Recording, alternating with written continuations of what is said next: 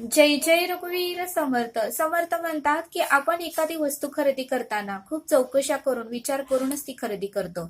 एखादा स्मार्टफोन घ्यायचा झाला तर त्याच्यामध्ये किती फंक्शन आहेत, रॅम किती आहे, ते सगळं काही आपण विचारतो. का तर आपण तेवढी किंमत आपण त्यांना देणार असतो. त्याच्यामुळे आपण पूर्णपणे विचार करून तो स्मार्टफोन खरेदी करतो. म्हणजे कुठलीही वस्तू असू द्या, स्मार्ट टीव्ही असू द्या किंवा फ्रीज असू द्या, गाडी असू द्या, कोणत्याही वस्तूची आपण पूर्णपणे चौकशी करून तिचा फायदा काय, त्याचा उपयोग काय आणि आणि किती वॉरंटी आहे, सगळं काही विचार करून आपण ती खरेदी करतो. का तर आपला कष्टाचा पैसा आपण त्यांना देणार असतो आणि खरेदी करणार असतो, म्हणून आपण सगळं काही चौकशी करून ती वस्तू खरेदी करतो.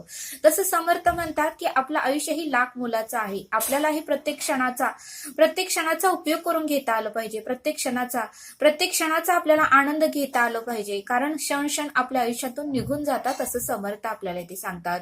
आणि म्हणून समर्थ म्हणतात की आपल्याकडे जे काही वस्तू आहेत आणि जे आपल्याला लागत नसेल तर आपल्याला इतरांना ते देताही आलं पाहिजे असं समर्थ आपल्याला ते सांगतात. आणि म्हणून समर्थ म्हणतात की जे काही आपल्याकडे आपण वापरत नाही त्या वस्तू आपल्याला इतरांना देता आलं पाहिजे. समर्थ म्हणतात काही लोक असे आहेत की इतरांना दाखवण्यासाठी कपडे आहेत पण भरपूर कपडे खरेदी करतात. एखादी वस्तू असते घरात तर ही दुसरी खरेदी करतात. म्हणजे एकेका घरामध्ये डबल टिबल वस्तू आहेत. एकेका घरामध्ये हे कपाट उघडलं की कपडे पडतात, एवढे कपडे आहेत. पण समर्थ म्हणतात की काही लोकांना एक शर्ट सुद्धा घालायला नसतो. अशा व्यक्तींना आपले जे काही जगाचे कपडे आहेत ते आपल्याला त्यांना मदत करता आली पाहिजे असं समर्थ आपल्याला ते सांगतात.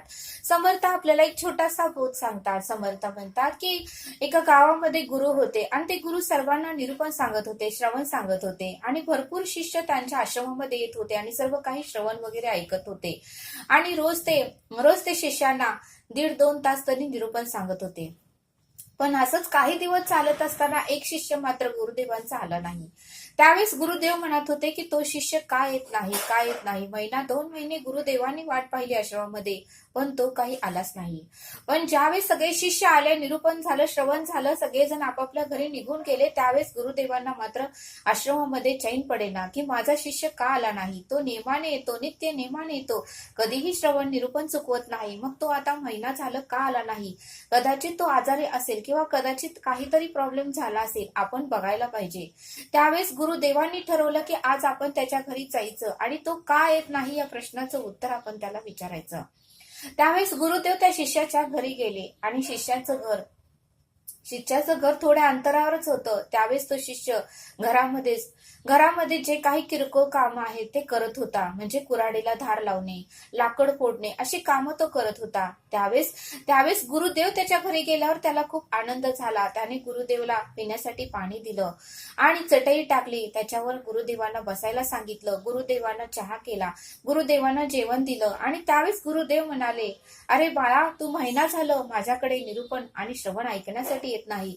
बाकीचे सगळे शिष्य येतात पण तू मात्र येत नाही आणि म्हणूनच मी चौकशी करण्यासाठी तुझ्याकडे आज आवर्जून वेळ काढून आलेला आहे. काय प्रॉब्लेम आहे, काय तुझी अडचण आहे ते तरी तू मला सांग, मी सोडवतो. त्यावेळेस तो शिष्य दबक्या आवाजात बोलला की गुरुदेव, मलाही श्रवण आवडतं, मलाही निरूपण आवडतं, मलाही निरूपणाशिवाय श्रवणाशिवाय करमत नाही. पण काय सांगू, तुमच्यापासून तर काही लपलेलं नाही. तुम्ही तर माझ्या घरी आला आहात, तुम्हाला माझ्या घरातली सगळी परिस्थिती माहिती आहे. माझा एकच शर्ट आहे आणि तोही एवढा खराब झालेला आहे, प्रत्येक बाजूने त्याला होल पडलेला आहे आणि तो घालण्याच्या आता लायकीचा राहिलेला नाही, घालण्याच्या पात्रतेचा राहिलेला नाही आणि त्यामुळे श्रवण आणि निरूपण ऐकण्यासाठी मी येत नाही. मी कसं येणार, मला घालायला कपडेच नाही तर मी 4 चौघामध्ये निरूपण ऐकायला कसे येऊ. लोक माझी मस्करी करतील, मला चिडवतील, माझे टिंगल करतील आणि म्हणूनच मी श्रवणाला आलो नाही.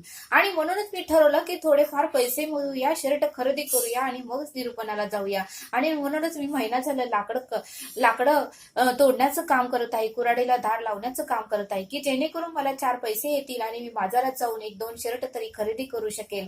यासाठीच मी महिना झालं तुमच्याकडे निरूपणाला आलेलो नाही. त्यावेळेस त्या शिष्याने गुरुदेवाच्या चरणाचीही पूजा केली, गुरुदेवांना पाया पडलं. त्यावेळेस गुरुदेव म्हणाले, तू काही काळजी करू नको, हेही दिवस जातील, पण तू उद्या काहीही करून तू श्रवणाला ये, निरूपणाला ये. त्यावेळेस तो शिष्य म्हणाला, ठीक आहे. आणि तो शिष्य दुसऱ्या दिवशी श्रवणाला निरूपणाला आला. त्यावेळेस गुरुदेवांनी त्यांच्याकडे जे काही निरूपण ऐकण्यासाठी शिष्य येत होते त्यातल्या एका तो श्रीमंत होता. त्या शिष्याला बोलवलं आणि त्याला सांगितलं की तुझ्याकडे भरपूर श्रीमंती आहे, भरपूर पैसा आहे. त्यावेळेस तू जे काही गरीब असतील आणि ज्यांना काही आवश्यक आहे त्या सर्वांना तू 2-2 शर्ट तरी दे. त्यावेळेस त्यानेही गुरुदेवांचं ऐकलं आणि गुरुदेवांना म्हणाला की गुरुदेव ठीक आहे, जशी तुम्ही आज्ञा कराल तसं. त्यावेळेस त्या श्रीमंत शिष्याने त्या गरीब शिष्याला, ज्याला काही शर्टच नव्हते, त्याला 2 नवीन असे शर्ट आणून दिले. त्यावेळेस त्याला खूप आनंद झाला आणि बाकीच्या गुरुदेवाच्या आश्रमामध्ये जे शिष्य होते गरीब, त्यांनाही त्याने 2-2 जोड शर्टचे आणून दिले. त्यांच्या घरच्यांनाही दिले. त्यावेळेस त्या शिष्यांनाही आनंद झाला, त्यांच्या घरच्या लोकांनाही खूप खूप आनंद झाला. त्यांनी मनापासून त्या श्रीमंत शिष्याला आशीर्वाद दिला आणि मग मात्र सर्वजण आपल्या घरी गेले आणि नित्य नियमाने आश्रमामध्ये परत येऊ लागले. आणि बघा म्हणले, सर्वांना खूप आनंद झाला. का तर जे काही गरीब होते, ज्यांना घ्यायचं पात्रता नव्हती शर्ट वगैरे, त्या सर्वांना काही त्या श्रीमंत शिष्याने शर्टे देऊन त्यांचा मनापासून आशीर्वाद घेतला. मग समर्थ म्हणतात या बोधातून आपल्याला हे शिकायला मिळतं, आपल्याकडे जे काही वस्तू जादा आहे ती आपल्याला गरजूंना देता आलं पाहिजे, ज्यांना आवश्यक आहे त्यांना आपल्याला देता आलं पाहिजे. आपण एखादी वस्तू आपल्याकडे असते तरी आपण दुसऱ्यांदा घेतो, असं करत करत आपल्याकडे असणाऱ्या वस्तू सुद्धा आपण घेतो. पण समर्थ म्हणतात की या जगामध्ये ज्याला एकही वस्तू नसते, ज्याला घालायला कपडेही नसतात, त्यांना आपल्याला मदत करता आली पाहिजे. जे काही गरजू आहेत त्यांना आपल्याला काही ना काही देता आलं पाहिजे आणि त्यांचे आशीर्वाद आपल्याला घेता आलं पाहिजे, असं समर्थ आपल्याला इथे सांगतात. आणि म्हणून समर्थ म्हणतात की ज्याला गरज नाही त्यांना देण्यापेक्षा ज्याला खरंच आवश्यकता आहे, ज्याला खरंच गरज आहे, त्या व्यक्तीला जर दिलं तर तो मनापासून अगदी हृदयातून आपल्याला आशीर्वाद नक्कीच देतो, असं समर्थांनी आपल्याला या बोधातून समजावून सांगितलं. आणि म्हणूनच समर्थ म्हणतात की प्रत्येक क्षणाचा आनंद घ्या, प्रत्येक क्षणाचा काही ना काहीतरी उपयोग करून घ्या. आणि ज्यावेळेस त्या शिष्याला गुरुदेवांनी थांबवलं आणि बाकीचे सर्व शिष्य गेले, तो गरीब शिष्य होता आणि त्यावेळेस त्या गरीब शिष्याला त्या गुरुदेवांनी विचारलं की तू तुझ्या जुन्या शर्टाचं काय केलं. त्यावेळेस तो म्हणाला की माझं जुन्या शर्टाचा उपयोग मी टाकून दिलं नाही, त्या शर्टाचा उपयोग मी गरम भांडे उचलण्यासाठी त्याचा उपयोग केलेला आहे.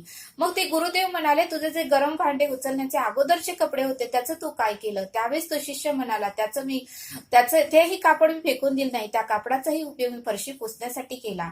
त्यावेळेस गुरुदेव म्हणाले पहिलं जे फरशी पुसायचं कापड होतं त्याचं तू काय केलं. त्यावेळेस तो शिष्य म्हणाले ते पूर्णपणे जीर्ण झालं होतं, ते पूर्णपणे मी निरम्याच्या पाण्यामध्ये धुतलं, वाळवलं आणि त्याच्या सुंदर अशा वाती केल्या आणि त्या वाती मी घरातही ठेवल्या आणि तुमच्या आश्रमामध्येही आणल्या आणि सर्व मंदिरामध्येही वाटल्या. बघा म्हणले समर्थ, म्हणजे त्या शिष्याने उत्तमाचं काम केलं. जे काही वस्तू आहेत त्याचं त्यांनी टाकलं नाही, त्याचा उपयोग केला.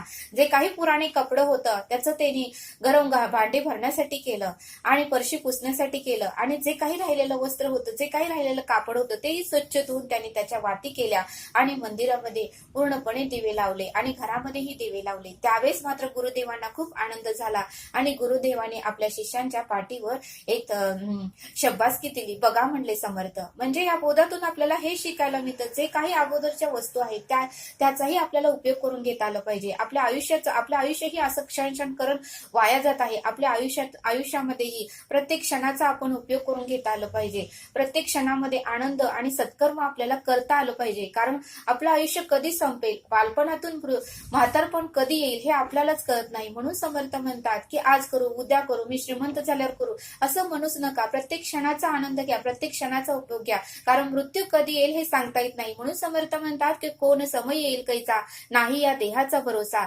जैसे दाही दिशा पक्षी उडून जाते. म्हणून समर्थ म्हणतात की प्रत्येक क्षणाचा आनंद घ्या, प्रत्येक क्षणाचा उपयोग घ्या, ज्यांना गरज आहे त्यांना मदत करा आणि हे आयुष्य उत्तमाचं घालवा आणि सत्कर्म करा आणि भरपूर पुण्यही मिळवा, असं समर्थांनी आपल्याला या बोधातून समजावून सांगितलं. तरी आता आपण येथेच थांबू. हा व्हिडिओ आवडल्यास सबस्क्राईब करा. भेटूया पुढील भागात. धन्यवाद. जय सद्गुरू.